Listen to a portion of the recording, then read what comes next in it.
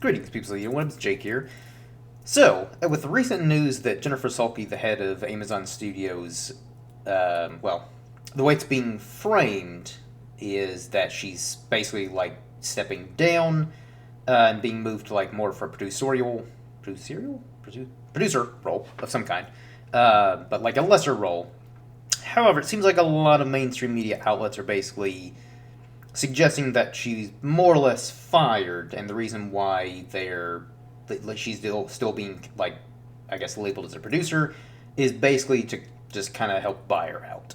And apparently, her role isn't even like they're not gonna replace her role like that. Her role is like ceased to exist now, which is another reason why a lot of people are suggesting that she was fired rather than she's stepping down or her contract wasn't renewed or anything like that. Now, the reason why I'm bringing this up, because I'm sure some people are wondering what this has to do with Rings of Power Season 3 possibly being canceled. So, she's basically the one who's been in charge of Amazon Studios for, I believe, the last 7 years. And so the gentleman who she took over, I don't recall his name, but he was the one that acquired the rights for the Lord of the Rings, The Hobbit, and the appendices to the Lord of the Rings books.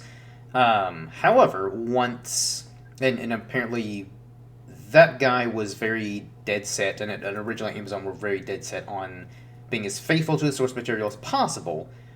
However, I think shortly after that, I don't know if he stepped down or what the deal with that is, but basically, once Jennifer Salke stepped in, that's when some interference started to happen with the Rings of Power series, and that's when, like, apparently there was originally no Halbrand, there was no Harfoots, and again, they're trying to be very faithful to the source material. They even hired one of the most well-known Tolkien scholars, Tim Sibley, to basically help just keep things in track of like, okay, what's canon, what makes sense, what changes can we make that still, kind of adhere to the lore but doesn't break it. But shortly afterwards, like before the season 1 even came out, they fired him because apparently, and very understandably, he kept telling him like, no, you can't do this. This isn't Tolkien. You're going against his lore. And I guess they were like, shut up, nerd. We're doing our own thing. And apparently, a lot of that was under Jennifer Salke's reign as the head of Amazon. She was also the one that canceled, because they also acquired the rights to the Conan the Barbarian series, and like the rights to the comics and books and all that. But she canceled it because she found it to be too toxic, too much toxic masculinity, which seemed kind of silly to cancel something that you already paid the rights for. But whatever, it's Amazon. They've got all the money in the world, so I'm sure not a huge deal to them. But I think she's also the one that kind of like tampered a little bit with the Wheel of Time series, which that show has gotten a lot of division with fans. I enjoyed the first season well enough when I watched it. However, after I read the book, I like it less just because they did change a lot of things and left out a lot of important characters, a lot of important details. And just in general, it didn't feel quite like the characters, and I don't know. So I just feel like she hasn't been the best for Amazon in terms of like a lot of the properties. And now I don't know if she, like, how heavily involved she was with, like, say, The Boys or Invincible, which are both really well received, very popular. I don't think she had anything to do with Reacher, which is also one of Amazon's, like, premiere shows that gets them a lot of, their views and all that. And I think actually Reacher got more views than Rings of Power did, which is kind of sad because, not to disparage Reacher, I haven't watched it, but I've heard it's nothing but good, like, nothing but good things about it. But when you spend like $1 billion on the rights to Tolkien, and also you're using, adapting his work, that should be like what's bringing in the views. That should be like your prime, no pun intended, show, instead of it just coming and going like a fart in the wind. So, I guess all that little kind of context will hopefully better explain why I think there's a possibility that even though Season 3 was confirmed only like a month ago, which that I think I mentioned that in the video, talking about like how the day it was confirmed, is, to me, I think that shows that Amazon weren't as confident in this series like they were initially. Because, before season 1 came out, they were hyping the show up, like they were putting a lot of marketing into it, and basically just trying to really hype this thing up, and understandably so. It's Tolkien. And so, yeah, that made a lot of sense. You want to make this your premiere show that's going to drive viewerships and bring in more subscribers, all that stuff. But unfortunately, the show was terrible. And season 2 didn't do it any favors. I thought it was kind of worse. And also season 2, I feel like they were trying to like hype up not quite as much. I feel like they didn't do quite the marketing push as season 1, but they still tried to like, hype the show up and pretend that there wasn't a lot of fan backlash and just overall like apathy towards the show, even from just general audiences. And so that to me is why they didn't greenlight season 3 sooner, because season 2 was greenlit before season 1. I think it was even before season 1 came out, or maybe like after a few episodes they greenlit season 2. But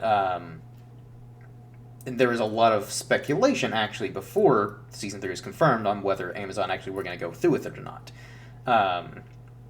However, even though they have greenlit it and said that it's happening, now that Jennifer Salke's been fired, I don't know who's going to take over that. It's not the same position, but I don't know who's going to be like overseeing a lot of the Amazon like movies and shows. But it does make me wonder, though, if they're going to look at like the numbers of just how much it took to produce these shows, like the first 2 seasons, and how much viewership they're getting back from it.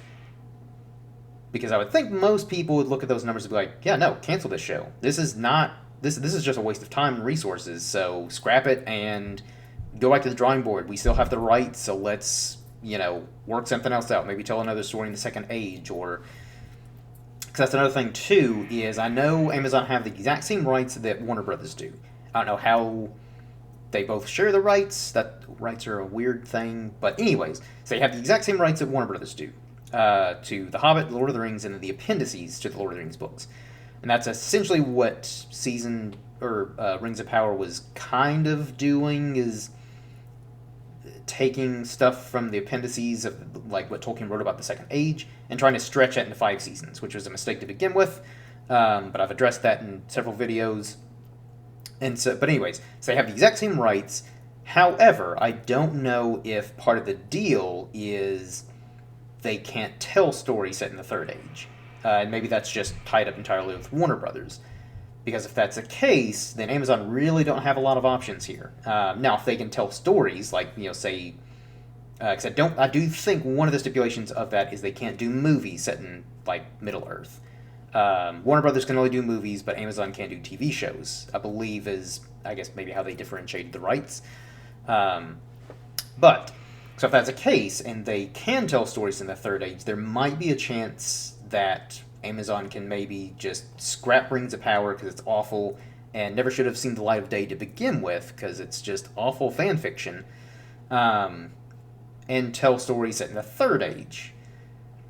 I'm still hesitant, though, like, even if that is the case and they can tell stories set in the Third Age, there actually is some cool stories in the Third Age that I think could be told. I think it kind of comes across the same problem, though, as with Rings of Power, is you don't have a lot of material to work with, so you have to, like, stretch it out. So, I mean, unless they did, like, anthology series, where this season is about, like, say, the Angmar Wars, this season is about the Gondorian Civil War, stuff like that, that might work.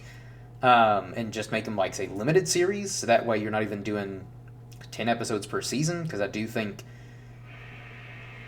I guess if you had the right team involved and really good writers, you maybe could do, like, say, 8 to 10 episodes about some of these little cliff notes in the appendices of, like, events that happen in the Third Age.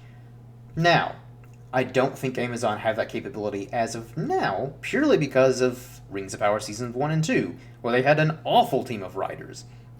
And so I don't really have a whole lot of faith that they could pull that off. But I do think if I were in the position of, like, okay, I'm now in charge of, like, Amazon Studios, going over the numbers, seeing, like, okay, what can we cut? What do we need to like maybe invest more money in? Like again, some of these popular shows that are getting a lot of views. Let's maybe pump a little bit more money into those shows. And then shows that aren't getting a lot of views, it's like, well, let's cancel those. Because I think another one too that was under her watch was that show Citadel, which I think outside of Rings of Power is the most expensive show ever made. Like an absurd budget, and it just didn't really resonate with audiences. I haven't watched it, and I honestly haven't heard a whole lot about it, which I guess is kind of saying a little bit about the quality to where I don't know anybody that's watched it or has said anything about it, good or bad. But either way, if you're spending that kind of money on a show that just doesn't really pop with audiences, critics, or anything like that, and I think there's plans to do like a season 2 and like some spin-offs of Citadel. But again, I don't know what the budget was, but I'm just assuming we'll say around like 300 million. Because if it's second only to Rings of Power, which is absurdly high budgeted, it's probably somewhere in there, like $200-300 million for however many episodes are in that show. Maybe more, I don't know. Either way, those are projects where you can definitely be like, okay, yeah, we're wasting so much money. Cut this show and scrap it for like we can make 3 different shows, like small shows, or a couple indie movies with the budget we cut from this TV series, whether it be Citadel or Rings of Power, because at the end of the day, Amazon is a business and they're there to make money. They have all the money in the world, and so yeah, they could theoretically, and I've talked about this before in my Rings of Power videos, is even if only 5 people are watching Rings of Power, if they do continue this series, Amazon have all the money in the world to where they probably don't give a shit because, if they're losing, like, say, a few $100 million, that's nothing to them. That's like a drop of water in the ocean. It's probably not going to affect them. So that's, I guess, kind of a counter argument to what I'm saying here. But assuming that a new person does look at the numbers and they actually are trying to make Amazon this kind of like prestige entertainment studio like they've been trying to do, and again, they have had some successes, those to me would be no-brainers of like, okay, or if we're going to continue any of these shows, half the budget. So this is stupid. And a lot of Hollywood's bad at that anyways, so this isn't just an Amazon thing. This is like almost every studio's just sinking way too much money in their shows and movies that don't really need that kind of money. So that's kind of where I'm optimistic, though, in that Season 3 may actually get canceled. Because whoever takes over may just be like, yeah, this show's awful, no one likes it, no one wants any more of it. Or the small minority of people who do want it, there's not enough of them to justify sinking this insane amount of money into this show. So either, if they don't cancel it, they might scale it down a little bit. Or 2... or 3, whatever option I'm at now. Another option they do have is because they did confirm that Season 3 will have a bit of a time jump. I don't think they specified like how many years are taking place between Season 2 and 3, but if they wanted to try to salvage any of Rings of Power and still do that 5-season plan that they're contracted to do, they could try and do Season 3 as like a soft reboot where they can really just focus in on the actual lore, what Tolkien actually wrote, and cut everything else out, because there's so much filler in Rings of Power, it blows my mind that there's only 8 episodes, not a lot. And, each episode's about an hour long, some longer, but it drags so much because of all this unnecessary, like, subplots and characters that just don't go anywhere. It's awful. Can't stress how bad this show is on every level. Outside of production's pretty solid, and I do think the cast is good, just they don't have a lot to work with, unfortunately, and I feel really bad for the actors. But yeah, so that's kind of, that may be the more realistic option if they are like wanting to salvage it and not just scrap it outright. That would be my personal preference, is cut your losses and maybe wait like a couple of years before trying another attempt at telling some kind of story in Middle Earth. But I still feel like we're going to get Season 3 for sure in some capacity, whether it be a soft reboot or a direct continuation of the first two seasons, where it's just as awful and filled with all the plot holes and terrible dialogue and writing and pacing. Um, I don't know after season three, because, you know, season one didn't really do great viewership wise. Season two didn't do great. I think it did worse, actually. Like, I think it picked up maybe a little bit initially, but then it just dropped off again. Um, so, I don't know. Those are my kind of, in typical fashion, rambly thoughts on this. And again, as much as I would like to see the show canceled and have more competent hands take over and again tell new stories in Middle Earth, I just I don't see that happening with Amazon. And I'm still kind of apprehensive, like with Warner Brothers 2, with the projects that they have in mind. I'm more optimistic about Warner Brothers' side doing more movies at Middle Earth, but I'm cautiously